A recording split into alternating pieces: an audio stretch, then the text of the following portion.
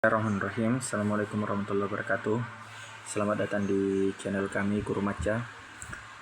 Akhir-akhir ini ada salah satu film drama Korea yang viral, yaitu Teach You a Lesson, ya, yang mana di season 1 ini ada 10 episode, dan di setiap episodenya kita disuguhkan metodologi pendidikan, metodologi pengajaran oleh aktor yang sangat keren, ya, dalam memberikan pendidikan yang benar itu bagaimana. Pada video ini kami mau bahas mengenai yang episode pertama, yang mana di episode pertama ini ada sekelompok murid itu yang hobi melakukan bullying terhadap temannya, ya. Sedikit kami perkenalkan, jadi di film ini, ya, khususnya di episode pertama, lokasi syutingnya itu di SMA Daihan. Di SMA Daihan ini siswanya itu ada sebagian yang kurang respect terhadap gurunya, ya, dan siswa ini sombong dan hobi untuk membuli kawannya yang lain. Kenapa siswa ini melakukan perbuatan sedemikian rupa? Itu dikarenakan dia punya backingan. Dalam hal ini adalah ayahnya sendiri, yang mana ayahnya ini merupakan calon kuat untuk menjadi presiden di Korea Selatan. Makanya anak ini merasa dia punya kekuatan yang besar, sehingga berani untuk berbuat semena-mena. Nah, sehingga digambarkanlah anak ini membuli temannya, berbuat semaunya, menyiksa. Bahkan ada satu siswa yang bunuh diri dikarenakan frustasi disebabkan oleh anak calon presiden ini. Namun uniknya, ya, Menteri Pendidikan di film ini, ya, di drama Korea ini, membenci hal tersebut, ya, dan ingin mengubah anak tersebut. Maka yang dia lakukan adalah, menteri ini ingin memperbaiki sistem pendidikan yang ada di Korea. Maka yang dia lakukan adalah membentuk biro khusus, ya, Biro Perlindungan Hak Pendidikan (BPHP), untuk, ya, mengembalikan kembali marwah seorang guru. Ya, seharusnya guru itu adalah guru selayaknya guru. Dialah yang harus dihormati, dialah yang harus dihargai. Dalam artian siswa itu takut memang kepada guru, dalam artian patuh, bukan malah guru yang takut untuk bertindak apabila ada siswa yang bermasalah. Nah, di film ini digambarkan karena kekuatan backingan dari ayahnya, anak yang hobi bully ini, ya, saya lupa namanya, kalau nggak salah Huang, ya, anak yang hobi membuli ini, dia merasa memiliki power yang besar. Karena kekuatan backingan, akhirnya gurunya itu takut. Bahkan kepala sekolahnya pun itu pura-pura menutup mata, padahal sudah jelas ada yang merenggang nyawa dikarenakan kasus pembulian ini. Makanya Menteri Pendidikan Korea ini mendirikan biro khusus untuk menindaklanjuti ini. Dan biro ini keren, ya. Prinsipnya adalah, apabila seorang anak bisa diubah dengan nasihat, maka kita nasihati. Tapi apabila seorang anak itu berubahnya karena dengan kekerasan, maka kita akan kerasi. Itu keren itu. Karena kenapa? Karena guru sekarang itu takut untuk bertindak itu atas dasar HAM, ya. Padahal ketika seorang guru memukul murid, bukan berarti guru ini ingin merusak atau ingin melanggar hak asasi manusia muridnya. Akan tetapi justru yang dilakukan oleh guru ini adalah ingin mendidik anak ini sehingga anak ini bisa menjadi pribadi yang lebih baik.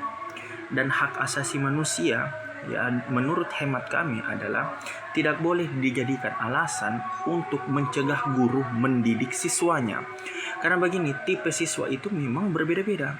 Ada memang siswa yang cukup diberikan alasan rasional maka dia akan berubah. Namun ada juga siswa yang memang butuh kekuatan kekerasan untuk dia berubah. Dan BPHP hadir untuk memberikan metodologi pendidikan yang keren seperti itu. Ya, dan menurut saya ya, yang menarik di film ini dan bisa jadi contoh buat kita di Indonesia adalah menteri pendidikannya. Kenapa? Karena menteri pendidikan ini berani ya menindak tegas ya sekolah yang membiarkan pembulian. Sekalipun pelaku pembuli itu punya backingan calon presiden, menteri pendidikannya tetap berani untuk menindaklanjuti, menindak tegas para pembuli tersebut. Ini kan keren ya. Seorang menteri tidak takut apa-apa ya, tidak takut siapa-siapa, karena memang tujuan seorang menteri pendidikan adalah memastikan pendidikan itu berjalan dengan baik dan benar. Karena kan tujuan dari pendidikan adalah mengubah seseorang untuk menjadi lebih baik. Ketika seorang menteri pendidikan takut untuk melakukan tindakan tegas karena ada seorang mafia misalkan, maka yakin dan percaya sistem pendidikan di daerah menteri yang penakut tersebut tidak akan bagus. Karena bagaimanapun juga ya ada saja orang yang memang ingin memanfaatkan sistem pendidikan ini, yang bagi sebagian orang ya pendidikan kita saat ini yang melahirkan justru orang-orang yang manja, orang-orang yang bodoh ya.